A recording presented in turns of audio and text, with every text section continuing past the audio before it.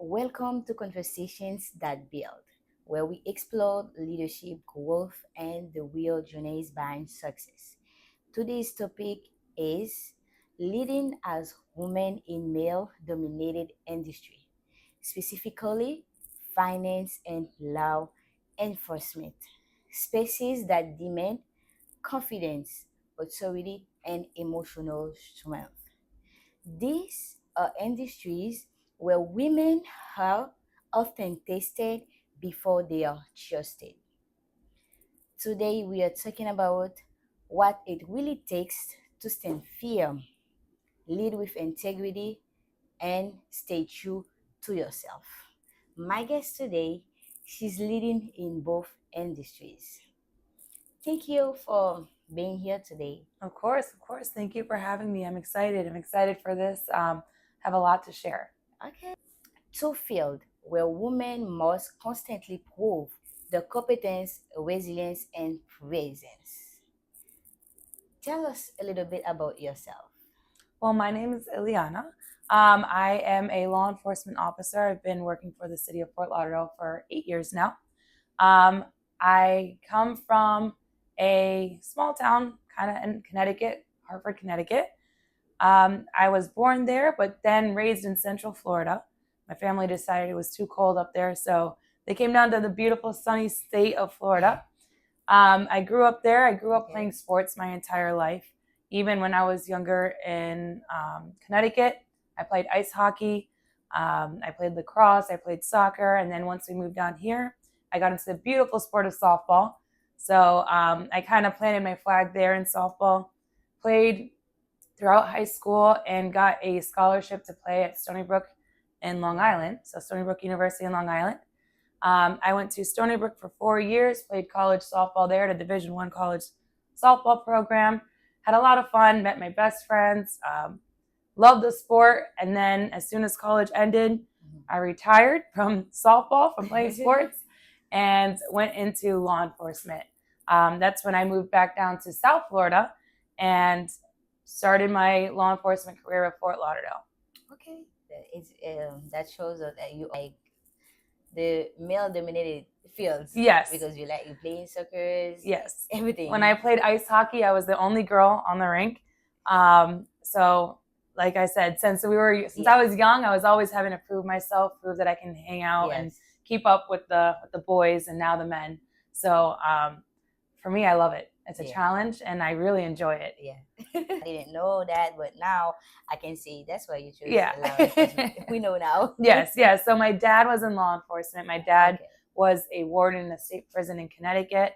Then my brother became an officer. We're actually 11 years apart. So he became a law enforcement officer in Central Florida. And then my aunt actually is the one that kind of showed me that women can be in law enforcement as well. She's a complete stud. She's a killer up in Hartford, Connecticut, where she's a police officer. She became a detective for first Special Victims Unit and then became a detective in homicide, where she does a lot of cold cases. Okay. So I grew up watching her and I said, wow, if she can do it, then I can definitely do it too. Mm-hmm. Okay, let's step up into those beautiful questions that we have today, right? Yes, of course. Yes. What was it like stepping into both finance and law enforcement as a woman? And how did those early experiences shape you? I will say both are very difficult. They both come with their own challenges. With law enforcement, as we know, it's male dominant. I'm currently in a unit where I'm the only female and I'm surrounded by 9 other knucklehead men. Nice. Which since I got into law enforcement, I've always had to prove myself. There's that stigma that women shouldn't be in law enforcement and women can't do the things that men can do or keep up with men. So for me, it was always proving that I could always keep up with men, that just because of my gender doesn't have anything to do with my work ethic or have anything to do with my ability to effectively do my job.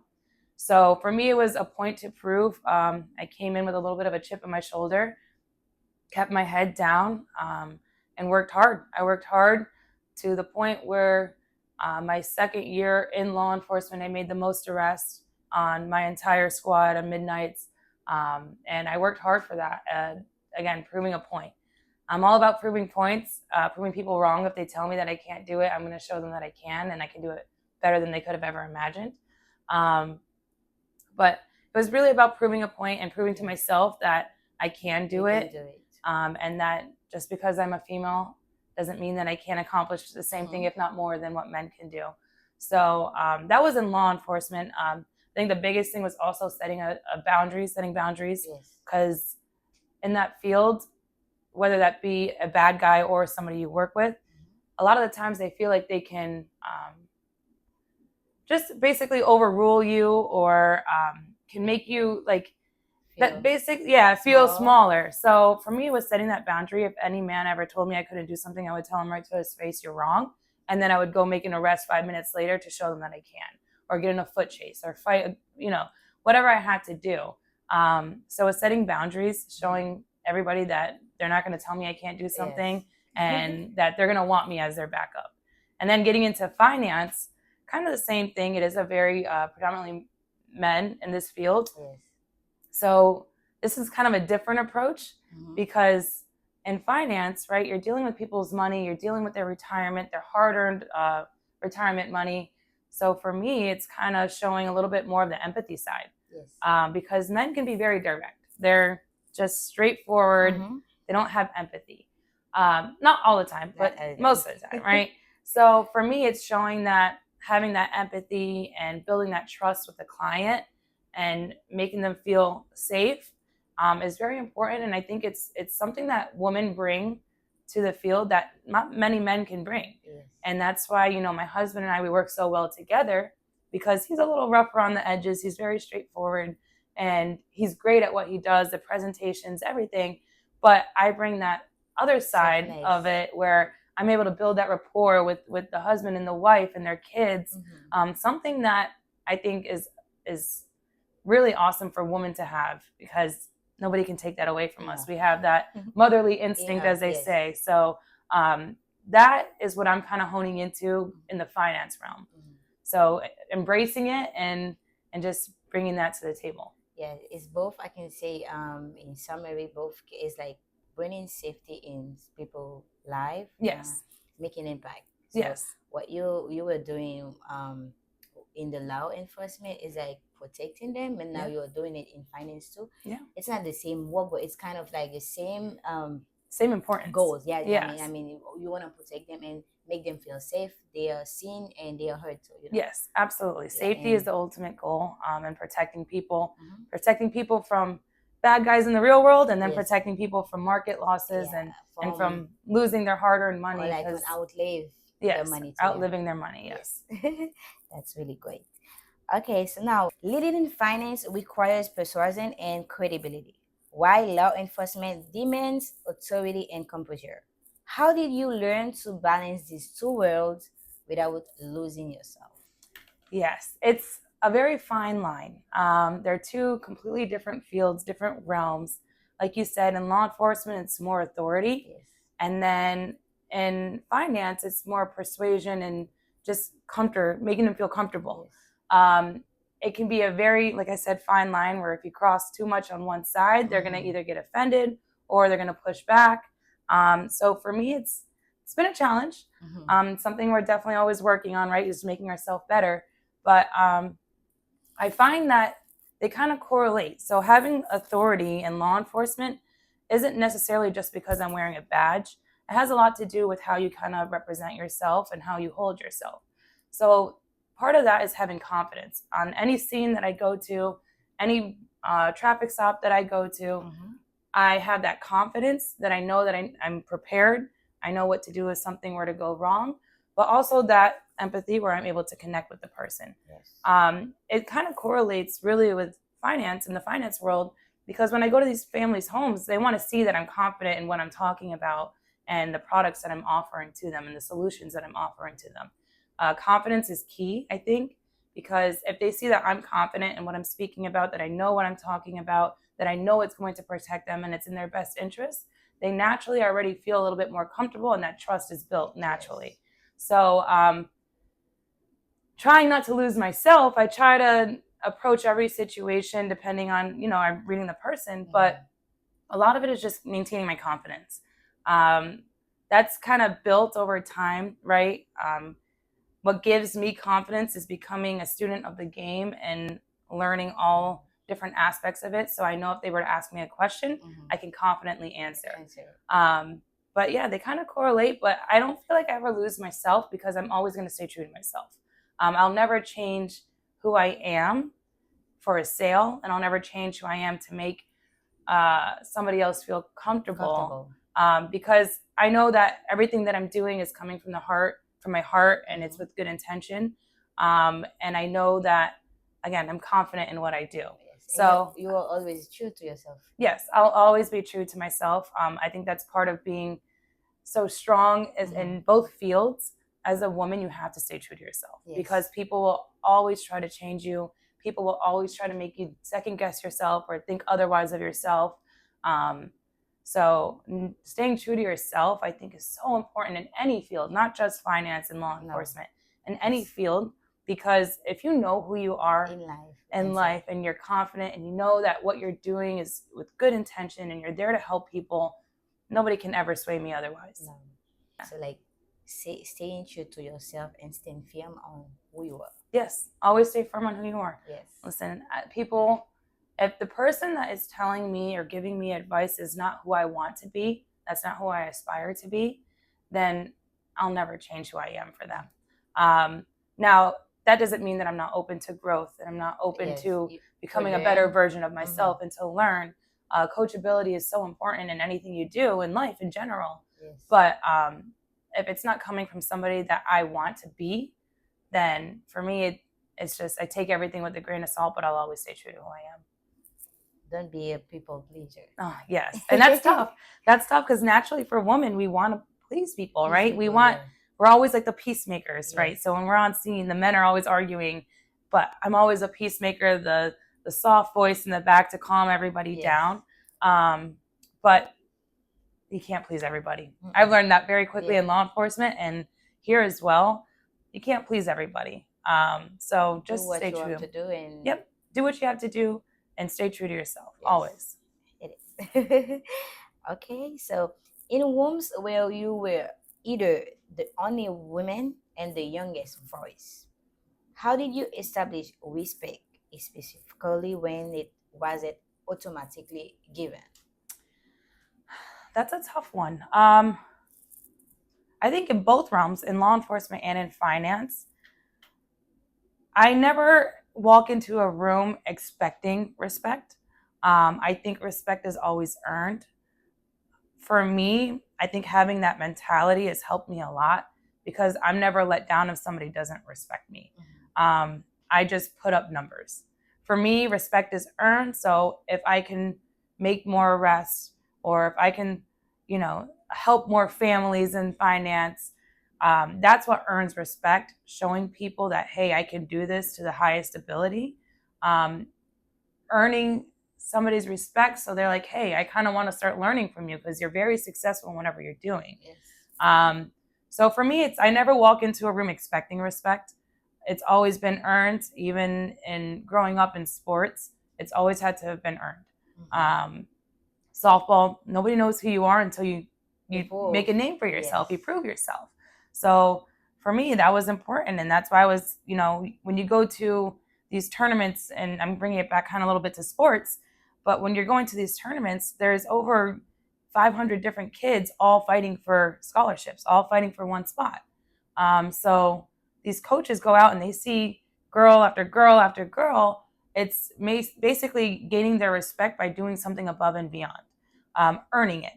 So for me, every room that I walk into, I have that mentality that I have to earn it. I'm going to walk in there humble, but I'm also going to shock people with what I can do.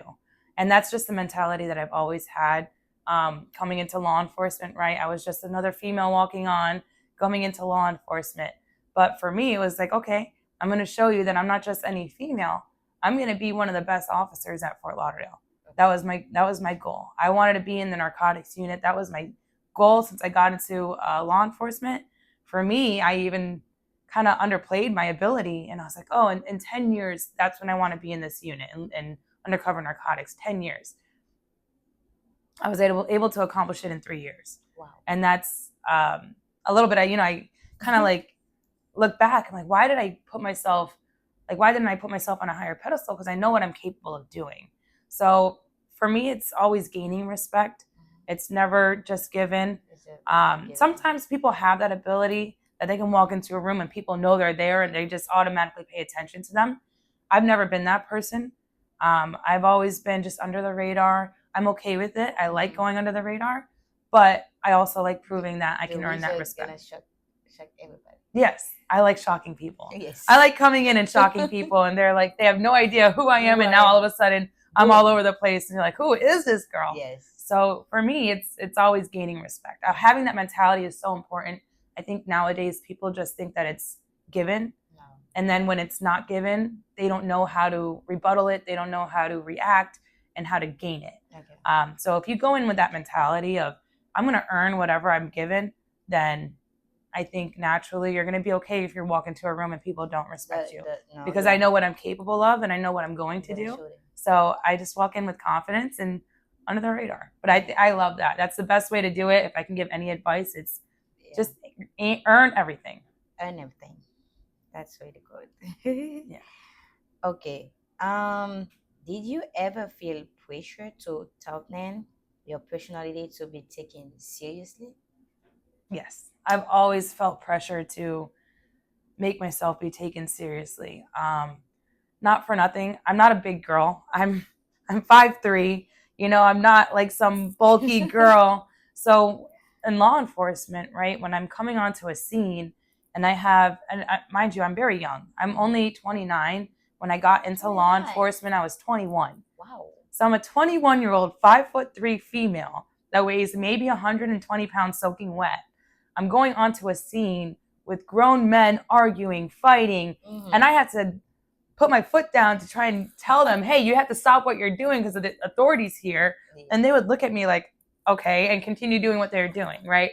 So I've always had to toughen myself to kind of really be louder in a room, in a sense. So it's always been like a challenge because, like I said, I'm not vocal like that where I walk into a room demanding, attention, or I'm not just the biggest person or loudest person. So for me, I had to grow into it, especially I think law enforcement gave me that ability to walk on scene. And I think being prepared for everything.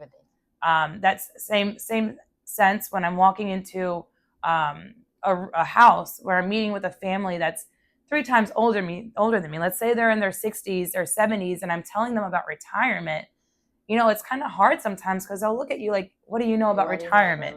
Or who are you? Like, you're 30 years old coming into my home trying to tell me where to put my money. So I think age and gender sometimes does make you kind of go out of your comfort zone where you have to be prepared. You have to be more prepared than the average person, right? So if an older male walks into a home he's already in retirement phase and he's telling somebody else about retirement, they're obviously more open to listening and learning from them. So I think preparation is key, and confidence always, right? Always. Confidence that you know what you're doing, but I think confidence comes from preparation. So it has been a learning curve, but I think law enforcement really put me in a great position where I'm able to go into any room with confidence, as long as I'm properly prepared. They train you for that. Yes, they train you for that because you at the end of the day, you're there to do a job, and you have to find a solution. The only reason you're being called to a house in the law enforcement realm is because they need you to solve a problem. Right? And same thing in financial services. They're calling you because they have a problem and they want you to solve it. And they know that you can. Exactly. So preparation is always key, but yes, it is tough to sometimes you have to toughen your skin in order to go out there and do your job effectively. Yes. Yeah. So both finance and policing require emotional control under pressure. What inner discipline helped you stay grounded when the weight felt heavy? That's a good question. There's a lot of And I revert a lot back to law enforcement because I think that even though they're two completely separate realms, they definitely correlate a lot. In law enforcement, you have to have your emotions under control. When you see a lot of these officers getting in trouble or doing dumb things on, in videos, a lot of it's because they don't have their emotions under control and they react to what somebody's saying or doing too fast. They don't take a second to kind of comprehend it and then realize that words are always going to be words. I don't need to get emotional with things. So I learned, especially through law enforcement, is never act out of emotion. You always have to be the level-headed one, because when you're going on scene and people are fighting and there's arguing, or a domestic violence scene and the woman's screaming and crying, throwing stuff at her husband and her husband's cursing her out and it's a whole mess and then the kid's in the middle crying, you have to be the one that goes in there and calms everything down, and have that authority to be like, okay, everybody needs to separate, take a second, breathe. Now let's reapproach the problem. Yes. So it's definitely, you have to be able to control emotions. And then in financial services, being able to control your emotions is huge because people are going to challenge you sometimes and you have to just stay level-headed and just explain. I think when people challenge you, it's because they don't know what they don't know. And if you provide them with value and education and you educate them properly, then it'll clear everything up. So thinking of it in that realm, like, okay, I'm not going to react based out of emotion. I'm just going to basically educate you on what you don't know is so important. Having control of that is hard. It's a lot easier said than done because as humans, we're naturally very emotional. And as women, we're even more emotional, right? Like if it's that time, I'm all over the place. I'm crying here and then I'm happy the next minute, which is totally normal. And I think we have to normalize that because we don't have control of that. Yeah. If, for example, when you're trying to call someone and Yes. in your face and you have to control your emotions, Yes. don't be like, what? Yes. Just think up in my face. Exactly. It's difficult. Okay. It's so difficult because, listen, trying to control. As women, I know this for a fact, we love to have the last word. Yes. So if somebody hangs up on me, I want to call them back and be like, I know you didn't just hang up on me. There's no way, right? But it's having that second to just breathe. Yes. They don't know what they don't know. If they didn't see the value. Okay. And also they don't know you sometimes. Yeah, they don't know you. Exactly. You know yourself and you gotta control any emotion. Just stay calm and okay. Let him let a couple seconds, couple days and call back again. Sometimes people are like when you call them and they are going through something and they just okay, I don't want to talk now. So, sometimes it's not the right time. Yeah, it's not the right time for people. So let them breathe, and after you can take control of everything. Yeah, it's easier said than done sometimes, but yes. If they don't want to know, okay, you don't want to know. That's okay, that's fine. But I'm still providing something. I'm still educating people. I'm still here over there. Some people like literally need us, and we are here. But exactly. You don't need it. That's okay. That's fine. That's okay. Yeah. And I think what helped me grow on the emotional side again is confidence, right? Because if I know that what I'm providing, the value that I'm providing to people, and that it's helping so many people, then I'm okay. If somebody doesn't want to know, okay, I'm still going to go out there and go educate other families, no matter what. So I think having confidence really helps you control your emotions because you know that you're not doing anything wrong. You know that you're not trying to bother anybody. I'm trying to just provide information and value to you that I know can help you. So I think confidence helps in the emotional realm as well. Yeah, and sometimes with the way you approach people to a lot of people don't know how to react on their emotions either, right? Not a lot of people have the training that I've had and the pleasure of having in law enforcement. So a lot of people don't know how to react without their emotions and just kind of setting back, reassessing the situation, and then approaching it in a different realm. Yeah. So, it's tough. Yeah. So we learn a lot. Yes, we learn very quickly in financial services that your emotions always have to be level. So it's like you see the growth, and you just trying to like be the person that you always want to be. Yes. And while you're learning along the way. Yeah, it's a beautiful thing to see. I will say, I think I've grown more in financial services than I did in law enforcement. It's a whole different challenge. Yeah, I can say me. I was too sensitive. Yeah. But now I'm like, I kind of okay. Okay. I gotta be like. Yeah, it's That's why I okay. say yes. It's okay. This field trying to help you like discover who you are and confront your true Yes. self. So yeah, it's really good. People sometimes like I remember I saw that the other day. He said they don't quit the business; they quit the On version of themselves. themselves that they don't want to face. Yeah, this business, I again will say, is more challenging than law enforcement. Law enforcement's not hard by any means. You go out Because there, you know get straight what exactly. you have to do and have a training for it, and It's very direct. Yes, and in financial services, you don't have to fight people. You don't get Yes. shot at. Yeah. Yes, different but type it is of people. so yes, definitely different type of people. But it's so challenging in a sense of you really have to look at yourself sometimes. Yes. And I love it because at the same time, it makes you the best version of yourself, because if you're not making money in financial services, there's nobody but to blame other than yourself. Mhm. There's plenty of people out there that need what you offer. So if you're not making money, you have to look at yourself. You have to look internally. Okay, what am I doing? What am I not doing? And it's constantly pushing you, even when you think you made it. Yeah. You have to reallocate things and look at yourself again to grow to the next thing. Yeah. There's constant growth in this field, which is why I think my husband and I have loved every step of the way and have grown so attached to this business. Why Ario retired after 15 years. My husband retired after 15 years of law enforcement to do this business full time, because this is a whole nother challenge that has made us the best versions of ourselves. Yes. And we're still growing. We're still, as you know, very brand new in this business. We haven't even been in this business for a year. Yeah. And the amount that we've grown is life-changing. It's made our lives so much better, because we no longer are victims. We no longer blame anybody else but ourselves. The victim mentality. Oh my goodness. And it's you don't realize it when you're in it.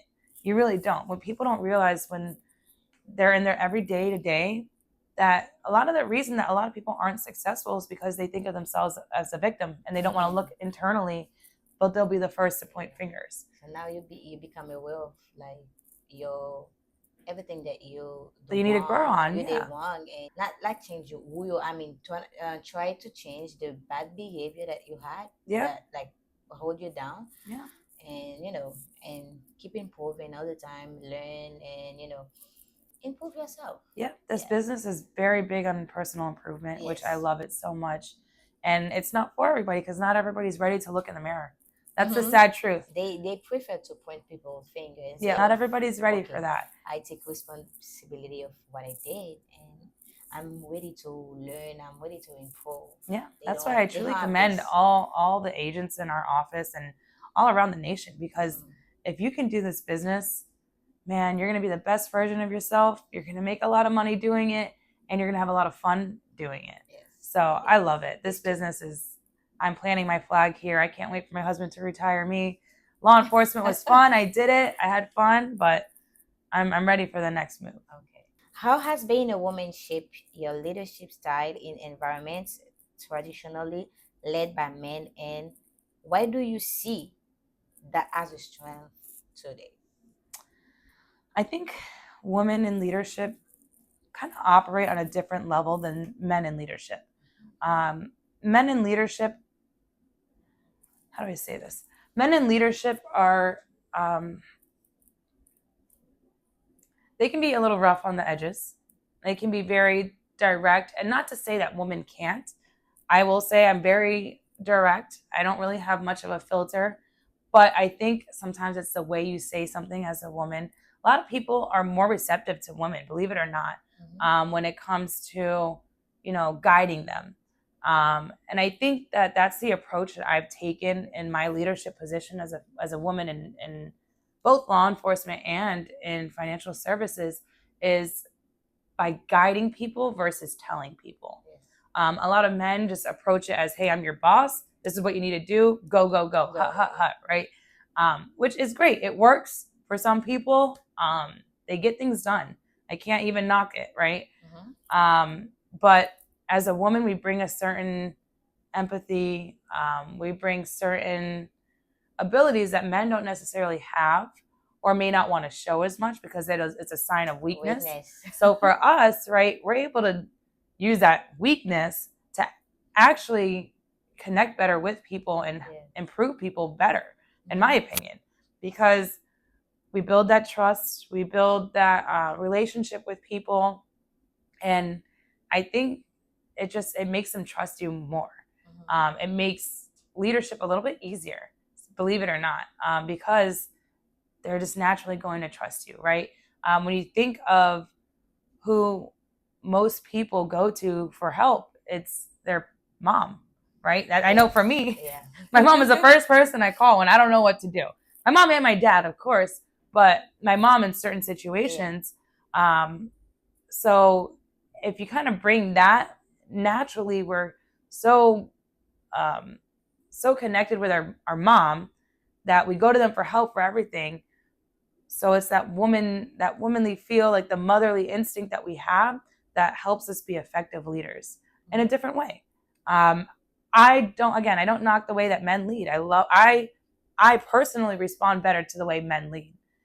I think that's just because of the type of business I've always been in, right? In law enforcement and financial services and in sports, predominantly men's sports.